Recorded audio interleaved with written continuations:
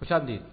ये और इसके बाद वाली वीडियो में मैं प्रोजेक्टाइल मोशन के प्रॉब्लम्स करूंगा, क्योंकि मेरा ख्याल ये है कि अब तक जो कुछ भी आपने सीखा है, जो मैंने आपको बावाज़ बुलंद बताया है फार्मूलों वगैरह की शक्ल में, शायद आपको अजीब व गरीब लगा हो, या ये कि जो कुछ भी आपने उससे सीखा हो आप उसमें कुछ और शामिल कर सकें और उसकी बुनियाद पर मजीद कुछ सीख सकें। क्योंकि वैसे भी प्रोजेक्टाइल मोशन जो है वो बहुत इंपॉर्टेंट है फिजिक्स में, खासतौर पर काइनेमेटिक्स के हवाले से। तो हम एक बिल्कुल आम से एक प्रॉब्लम से स्टार्ट करते हैं। फर्ज कर लीजिए कि मैं क्लिफ या समंदर के किनारे जो चट्टान होती है मैं उसके ऊपर खड़ा हुआ हूं और वहां से मैं छलांग लगा देता हूं, या ये कि मुझे कोई धक्का दे देता है, तो मैं अगर उस क्लिफ से नीचे गिर रहा हूं, अगर से ये कोई बहुत अच्छी बात नहीं, लेकिन मैं फर्ज करता हूं कि चलिए मेरे साथ कुछ ऐसा अजीब गरीब या बुरा नहीं होता, नीचे नर्म रेत है या मुझे संभालने के लिए कुछ मौजूद है, तो मेरी इनिशियल वेलोसिटी जो है उस सूरत में वो होगी 0, जबकि मैं क्लिफ के ऊपर खड़ा हुआ हूं,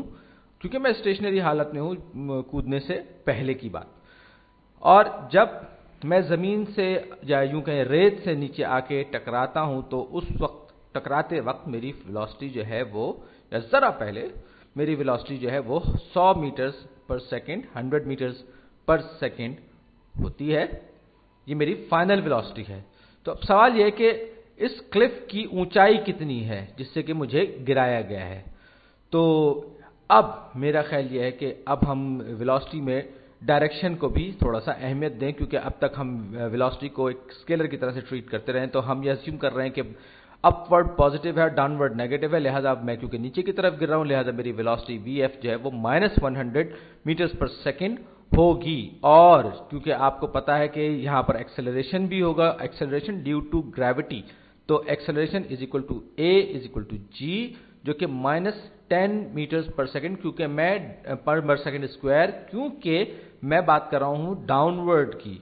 और ये मैंने पहले से इस वजह से लिख लिया क्योंकि आपको मालूम होगा कि 9.81 असल इसकी होती है क्वांटिटी, लेकिन हम लोग यहाँ पे अपने प्रॉब्लम को थोड़ा सा आसान करने के लिए मैंने इसको 10 मीटर्स पर सेकेंड स्क्वायर ले लिया है, ताकि मैं थोड़ी सी कैलकुलेशन आसानी से कर सकूं। तो अब मुझे पता है इनिशियल वेलोसिटी क्या है, फाइनल वेलोसिटी क्या है। तो अब मुझे ये बताइए कि इस क्लिफ की ऊंचाई कितनी है, यानी कि वो फासला जो कि मैंने जमीन से टकराने से पहले तय किया है वो कितना है, डिस्टेंस कितना है, यानी वो जो डिस्टेंस है वो क्लिफ की हाइट होगी, और यही इस प्रॉब्लम के दौरान हमें मालूम करना है।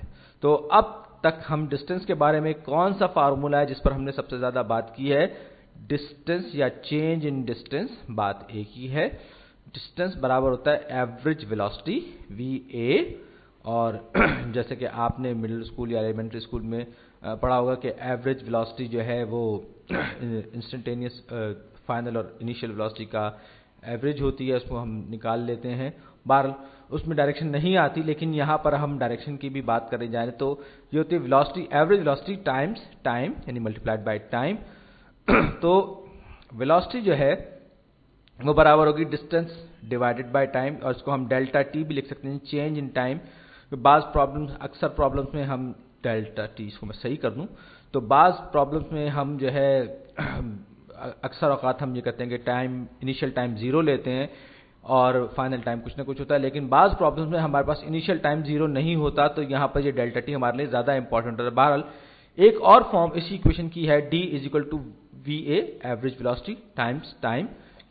ये उसी सूरत में जब हम इनिशियल वेलोसिटी को भी 0 ले रहे हों और डिस्टेंस भी इनिशियल 0 हो और टाइम भी हमारा 0 हो, तो उस सूरत में ये कंडीशन जो d is equal to v a times t, ये हम इस्तेमाल करते हैं, और यही फार्मूला जो है हम अपने इस प्रॉब्लम में इस्तेमाल करने जाएंगे। तो सबसे पहले हम एवरेज वेलोसिटी मालूम करेंगे। आपको पता है कि एवरेज वेलोसिटी जो होती है वो होती है v average is equal to final velocity plus initial velocity divided by 2। तो फाइनल वेलोसिटी हमारे पास है -100 मीटर्स पर सेकेंड, प्लस मैंने अभी इसके यूनिट्स नहीं लिख रहा, आखिर में लिखूंगा, तो divided by 2 is equal to 50 metres per second minus, याद रखिए ये डाउनवर्ड वेलोसिटी की मैं बात कर रहा हूं। अब हमें टाइम मालूम करना है कि यानी कि वो कितना वक्त है जो इसको लगा।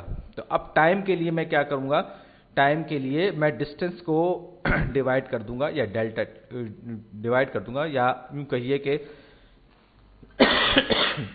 आपको मालूम है कि चेंज इन वेलोसिटी जो है, सॉरी, vf माइनस vi के बराबर होती है, यानी कि जितनी के वेलोसिटी का हमने चेंज किया। तो delta v is equal to acceleration times time, ये एक और फार्मूला जो हमने पिछली वीडियो में सीखा था, ये इसके बराबर है। तो हमारे पास फाइनल वेलोसिटी यहां पर कितनी है, वो है हमारे पास -100। इनिशियल हमारे पास 0 है, -0 इज इक्वल टू, यानी हमारे पास ये हो गया -100 -100 मीटर्स पर सेकेंड। यूनिट्स भी लिख दिए मैंने हाथ के हाथ, और ये बराबर है एक्सेलरेशन ड्यू टू ग्रेविटी, हमने यहां पर ले रखा है -10 मीटर्स पर सेकेंड स्क्वायर। तो यही यूनिट मैं यहां पर करूंगा, और 110 metres per second square times time. तो अब मैं टाइम मालूम करने के लिए दोनों तरफ को -10 मीटर्स पर सेकेंड स्क्वायर से डिवाइड कर दूंगा, क्योंकि मुझे टाइम जो चाहिए वो पॉजिटिव में चाहिए। याद रखिए, टाइम मैं पॉजिटिव में ले रहा हूं, कुछ प्रॉब्लम से हम नेगेटिव टाइम की बात करें, लेकिन यहां हमें टाइम पॉजिटिव में चाहिए। नेगेटिव टाइम हमारे लिए कोई मायने नहीं रखता इस प्रॉब्लम में। तो पॉजिटिव टाइम हमें चाहिए, लिहाजा ये नेगेटिव नेगेटिव भी कैंसिल हो जाएगा, तो हमें मिल जाएगा 10 सेकेंड्स। यानी जो अगर मुझे ऊपर से गिराया गया तो मुझे ये टाइम लगेगा पहुंचने में। तो अब मेरे पास सारी की सारी चीजें आ गई हैं। तो डिस्टेंस मालूम करने के लिए मुझे एवरेज वेलोसिटी मेरे पास है -50 मीटर्स पर सेकेंड, और टाइम जो मेरे पास है वो है 10 सेकेंड।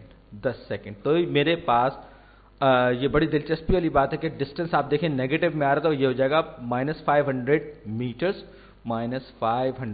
मीटर्स।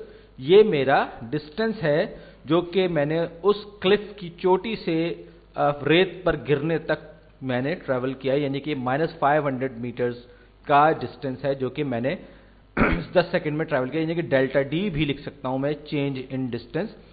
और ये सिर्फ और सिर्फ नोशन है आपके कन्वेंशंस के हवाले से जो आप इस्तेमाल करते हैं। फर्ज कर लीजिए ये मैंने एक क्लिफ बनाई, तो और ये मैं इसके ये ऊपर का हिस्सा है, ये मेरा जो डिस्टेंस है, ये इनिशियल डिस्टेंस, उसको मैंने 0 माना हुआ है। और जो ये जो नीचे जो जहां पर रेत है, ये वाला हिस्सा जो है, इसका पूरा का पूरा इनके दरमियान का जो डिस्टेंस है, ये जो ट्रेवल हुआ है, ये डी है और ये df है। ये इज इक्वल टू -500। -500 का मतलब क्या हुआ, यह हुआ कि मैं ऊपर से नीचे की तरफ आया हूं, यानी कि ये समझ लीजिए कि मैं ग्रेविटी के वजह से मैं ऊपर से नीचे की तरफ आया हूं, ग्रेविटी के जेर असर मैं नीचे पहुंचा हूं। और माइनस साइन मुझे ये बता रहा है कि मेरी जो डायरेक्शन है वो डाउनवर्ड है इस डिस्टेंस की या इस डिस्प्लेसमेंट की। तो अब 500 मीटर्स का मतलब ये हुआ कि तकरीबन ये समझ लीजिए कि ये 1500 फीट का फासला बनता है, जो कि सीयर्स टावर या किसी स्काई स्क्रैपर की हाइट के बराबर होगा।